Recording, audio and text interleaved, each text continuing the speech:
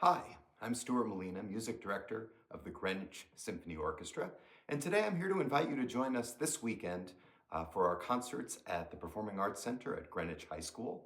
This will be February 1st and 2nd, the first at 7:30 and the second Sunday at 3 o'clock in the afternoon.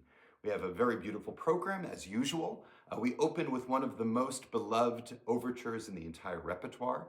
This is Rossini's delightful overture to the Barber of Seville. Many of you will be familiar with this from the Rabbit of Seville, the Bugs Bunny cartoon that I grew up on. But it was a big hit many, many years before Looney Tunes ever came into existence. In fact, Rossini was one of the most important composers of his day. He wrote so many incredibly beautiful operas in the bel canto style, which is a style of music featuring the human voice as the centerpiece. The beauty of the voice was what it was all about. He wrote tragedies and he wrote comedies. The Barber of Seville is one of the latter, and he captures this in this wonderful overture. It begins with an extensive introduction and goes on to an absolutely delightful allegro section. Featuring, as most of his overtures do, a crescendo and a accelerando towards the end. Crescendo meaning that you'll have a piece of music that repeats again and again, it gets louder and louder, and also at the same time, an accelerando, it gets faster and faster. After this sparkling overture, we have two pieces for saxophone and orchestra. Now, saxophone is a slightly irregular soloist with an orchestra, but there is quite a repertoire, especially these days, for saxophone as a solo instrument.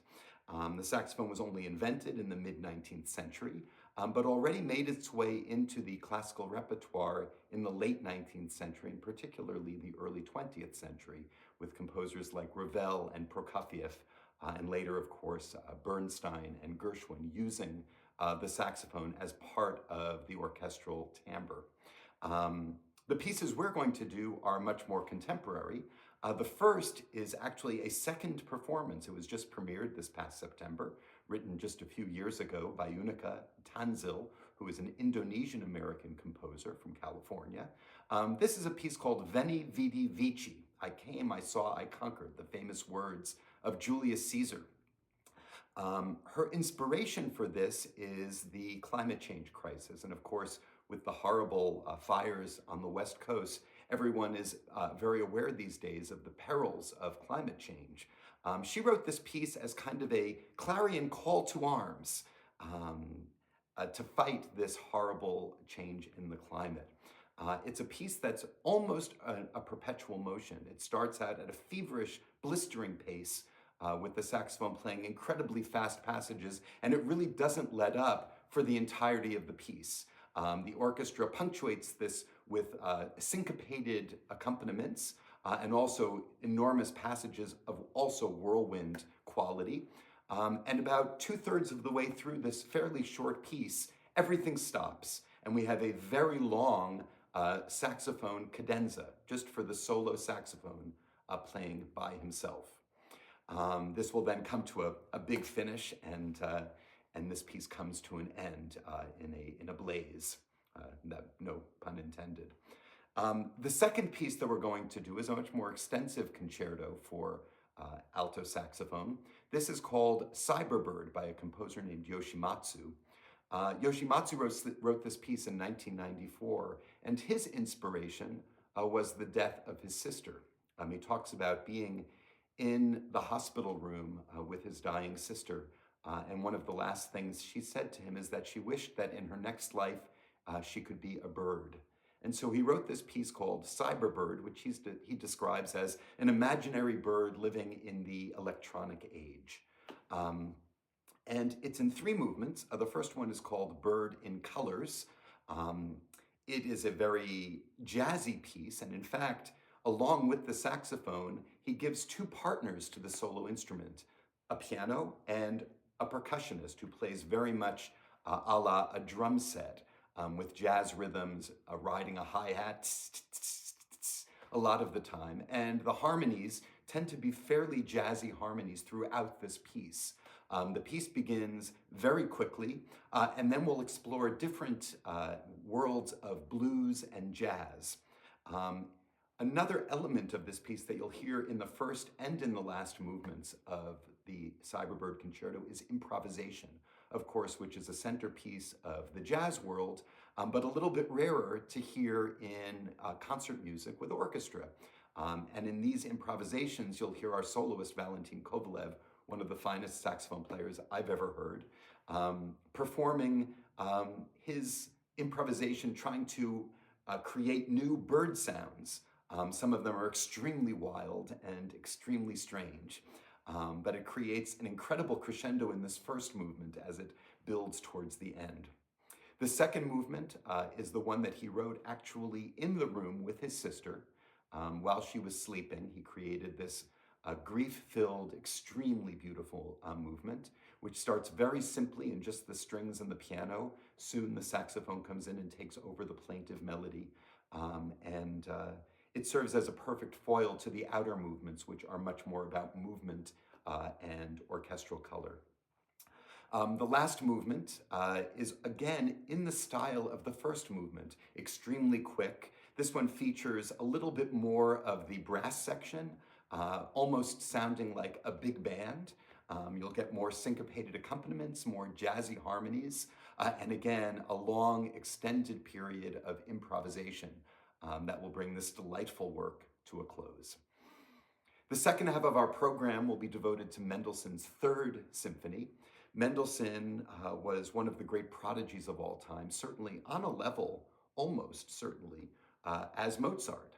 He lived a very short life, dying in his 30s, and during that short lifetime, he created so many absolutely wonderful works of music for piano, for chamber music, for orchestra. He wrote oratorios. This was an incredibly gifted composer, and during his short life, he lived a very joyful life, a very carefree life. He traveled around. He was a superstar. People flocked to him, and he was very much a man about town. And his music has this kind of carefree feeling to it. The Third Symphony, even though he wrote 5 symphonies, was written last. It was inspired by a trip that he took to Scotland in 1829. During this time, he visited the ruins of a place called Holyrood Castle. And right after this, he sent his sister Fanny, who he was very close with and also was a marvelous musician, he sent her a scrap of manuscript, and he had created a melody at the ruins, and this is eventually going to become the opening of this symphony.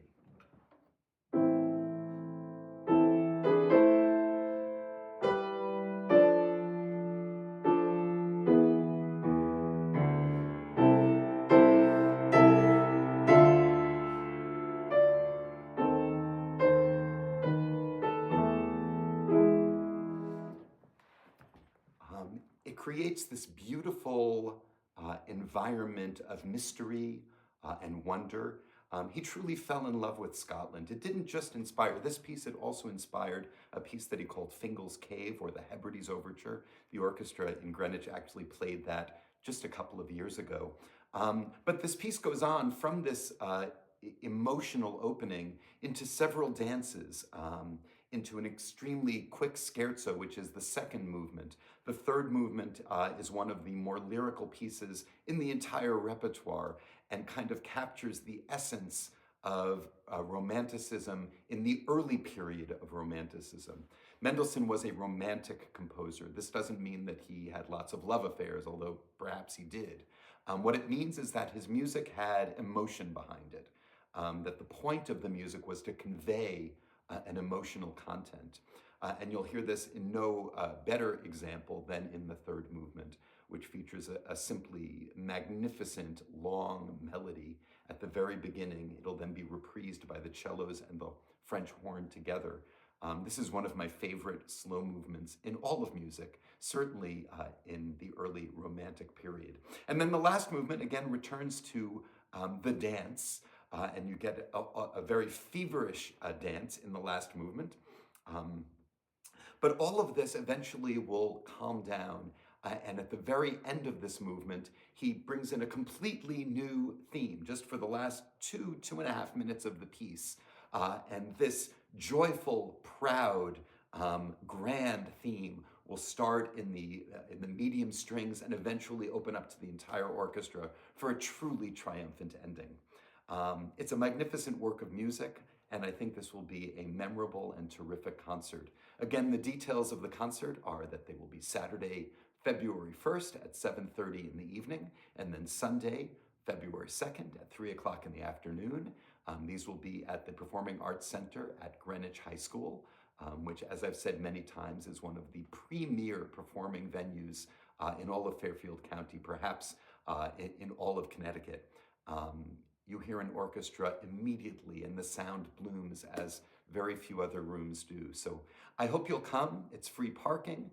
Tickets will be available at the venue.